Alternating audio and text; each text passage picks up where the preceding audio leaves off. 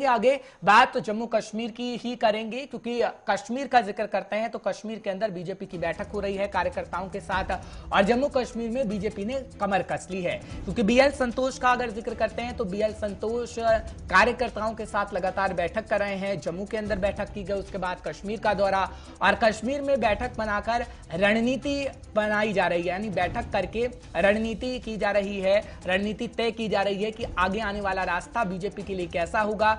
बड़ी खबर, बड़ी जानकारी आपको बता रहे हैं, क्योंकि जम्मू कश्मीर के अंदर बीजेपी ने कमर कस ली है और लगातार बैठकों का सिलसिला जारी है। क्योंकि अगर हम बात करें, जब राजधानी दिल्ली के अंदर सर्वदलीय बैठक हुई, उसके बाद कहीं ना कहीं सभी पार्टियों ने अपनी कमर कसनी शुरू कर दी। क्योंकि परिसीमन का जब हम जिक्र करते हैं तो परिसीमन आयोग का जो काम करना और उसके बाद मुलाकातों का सिलसिला होना, और उसके बाद ये कहा जा रहा है कि विधानसभा चुनाव जम्मू कश्मीर के अंदर हो सकते हैं, लेकिन उससे पहले सभी पार्टियां अपनी कमर कस रही हैं और पार्टियां अपना जनाधार बढ़ा लेना चाहती हैं। क्योंकि पीडीपी का जब हम जिक्र करते हैं तो पीडीपी भी जम्मू के अंदर नजर आई थी। हालांकि अगर बीजेपी का जिक्र कर रहे हैं तो बीजेपी भी जम्मू कश्मीर का दौरा दरअसल कर रही है, और बीएल संतोष पहुंचे हैं जम्मू के अंदर भी, और अब कश्मीर का दौरा।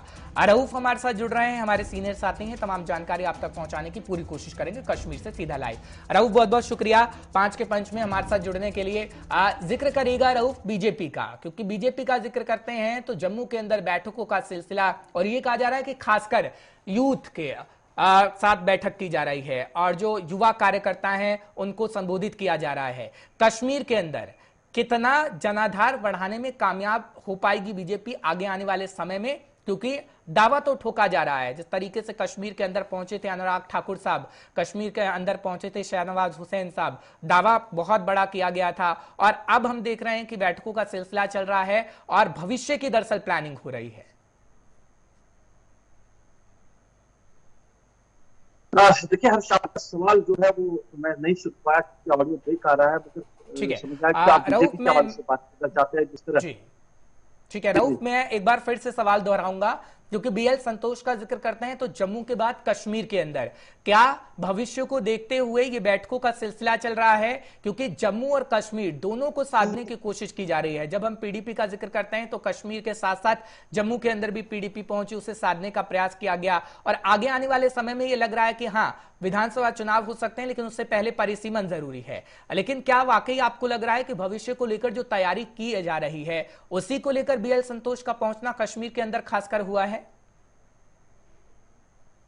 बिल्कुल हारिस, देखिए जिस तरह भारतीय जनता पार्टी की कोशिश है कि अगर जम्मू में उनका स्ट्रॉन्ग पॉइंट है, स्ट्रॉन्ग वोट बैंक है, और तो जैसे पास इलेक्शन हुए वहां पे जम्मू में, अब कश्मीर में वो चाहते हैं कि एक अच्छी खासी तादाद लोगों के उनके साथ जुड़े।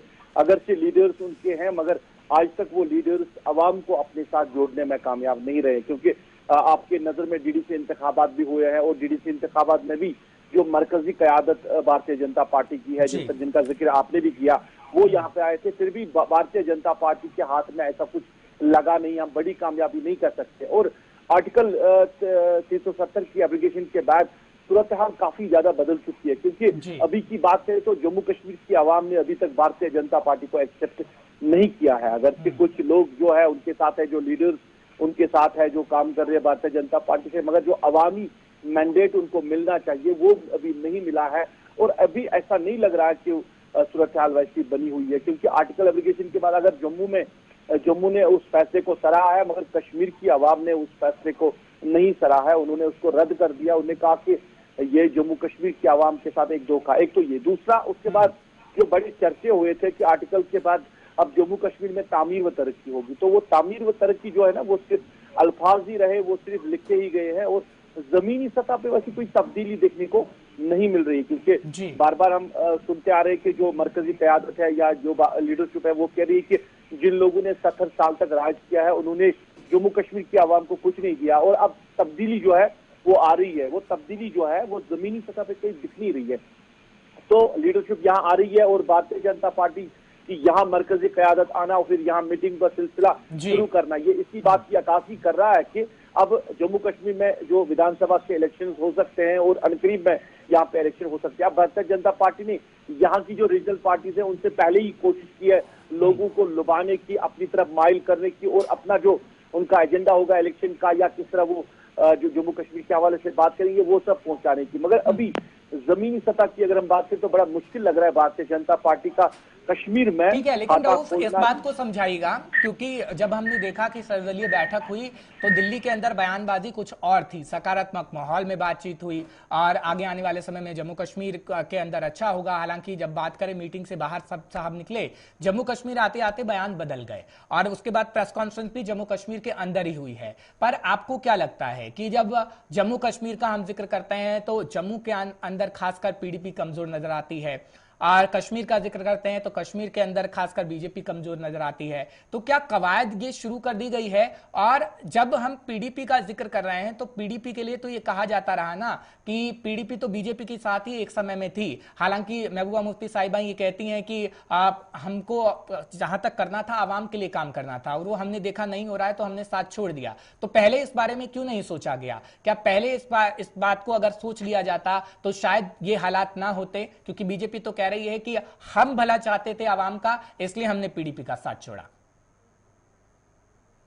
आपको याद होगा कि जब भी ये सवाल पीडीपी के लीडर से पूछा जाता है तो उनका जवाब यही था कि भारतीय जनता पार्टी को एक बड़ा मैंडेट मिला है और उस मैंडेट को यहाँ की जो सरकार है, यहाँ की लीडरशिप है, वो अवेल करने की कोशिश करेगी। क्योंकि जो कुछ मामले मसाइल जम्मू कश्मीर के हैं उन मसाइल की तरफ अगर कोई तवज्जो दे सकती है, वो स्ट्रांग पार्टी दे सकती है जिनके पास एक अच्छा खासा मैंडेट होगा। और बार बार पीपुल्स डेमोक्रेटिक पार्टी की लीडरशिप की बात करें, वो कह रहे हैं कि जो वो बार बार पाकिस्तान के साथ बातचीत करने की बात कर रहे हैं, तो मंशा भी यही था कि भारतीय जनता पार्टी को मैंडेट मिला है तो इस मैंडेट के जरिए जम्मू कश्मीर की आवाम को कुछ न कुछ हासिल हो सकता है, राहत मिल सकती है। तो ये एक माइंड में था उस वक्त जब सरकार बनाई गई थी। फिर सरकार गिरने के बाद क्या कुछ हुआ, किस तरह के हालात बने और आर्टिकल एब्लिगेशन के बाद जिस तरह महबूबा मुफ्ती के स्टेटमेंट आ रहे जो बयान दे रही है, तो कश्मीर की आवाम हम नहीं कह सकते कि पूरी तरह उनके साथ है, मगर कश्मीर की आवाम पीडीपी से दूर भी नहीं है। क्योंकि हाल दिनों में जो ऑल पार्टीज मीटिंग हुई है वहां पे जिस तरह महबूबा मुफ्ती ने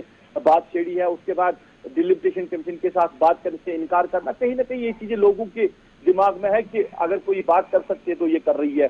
तो बीजेपी भारतीय जनता पार्टी का जैसे पहले जिक्र किया कि जम्मू में एक अच्छा खासा वोट बैंक उनका है। अगर से आर्टिकल एब्लिगेशन के बाद कई लोग उनके नाराज भी है, क्योंकि जम्मू की जो बिजनेस कम्युनिटी है उन पे काफी ज्यादा असर पड़ा है आर्टिकल एब्लिगेशन के बाद, और जिस तरह कहा गए थे, वादे दिए गए थे, वो पूरे नहीं हो। फिर भी हम कह सकते हैं जम्मू में भारतीय जनता पार्टी का एक स्ट्रांग व्यू पॉइंट है। मगर यहाँ पे हम कह सकते हैं कि अभी मुझे नहीं लग रहा है कि काफी मुश्किल लग रहा है कि भारतीय जनता पार्टी के लिए कश्मीर डिवीजन में कोई असेंबली विधानसभा सीट ले जाना या कोई जो उनके नुमाइंदे हैं वो जीत कर आ सकते हैं, ऐसा मुश्किल लग रहा है। अभी लोग जो है वो भारतीय जनता पार्टी के साथ नहीं है, उनके हाथ में नहीं है। जिस तरह बार बार देख रहे हैं कश्मीर के लोगों की जो आवाज है वो बीजेपी के खिलाफ ही रहती है। ठीक है, लेकिन रऊफ इस बात को भी हम समझना चाहेंगे क्योंकि अब कांग्रेस का जिक्र करें तो वो कह रही है जी पूर्ण राज्य का दर्जा दे दीजिए, और अगर हम रीजनल पार्टी को सुनते हैं तो रीजनल पार्टियों का यही है कि पहले जम्मू कश्मीर को पूर्ण राज्य का दर्जा दीजिए, उसके बाद चुनाव होंगे।